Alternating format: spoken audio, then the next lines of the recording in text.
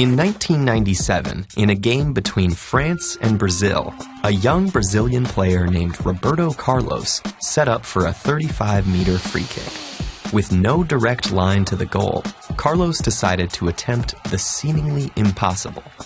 His kick sent the ball flying wide of the players, but just before going out of bounds, it hooked to the left and soared into the goal.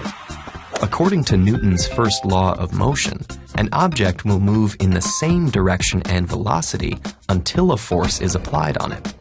When Carlos kicked the ball, he gave it direction and velocity, but what force made the ball swerve and score one of the most magnificent goals in the history of the sport? The trick was in the spin. Carlos placed his kick at the lower right corner of the ball, sending it high and to the right, but also rotating around its axis. The ball started its flight in an apparently direct route, with air flowing on both sides and slowing it down. On one side, the air moved in the opposite direction to the ball's spin, causing increased pressure, while on the other side, the air moved in the same direction as the spin, creating an area of lower pressure. That difference made the ball curve towards the lower pressure zone. This phenomenon is called the Magnus effect. This type of kick, often referred to as a banana kick, is attempted regularly, and it is one of the elements that makes the beautiful game beautiful. But curving the ball with the precision needed to both bend around the wall and back into the goal is difficult. Too high and it soars over the goal. Too low and it hits the ground before curving. Too wide and it never reaches the goal. Not wide enough and the defenders intercept it.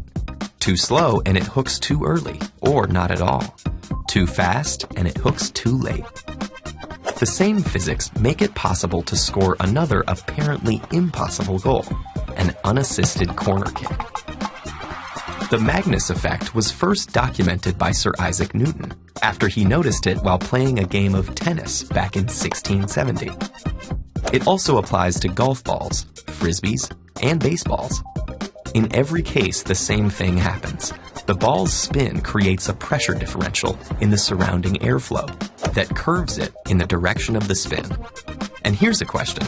Could you theoretically kick a ball hard enough to make it boomerang all the way around back to you? Sadly, no.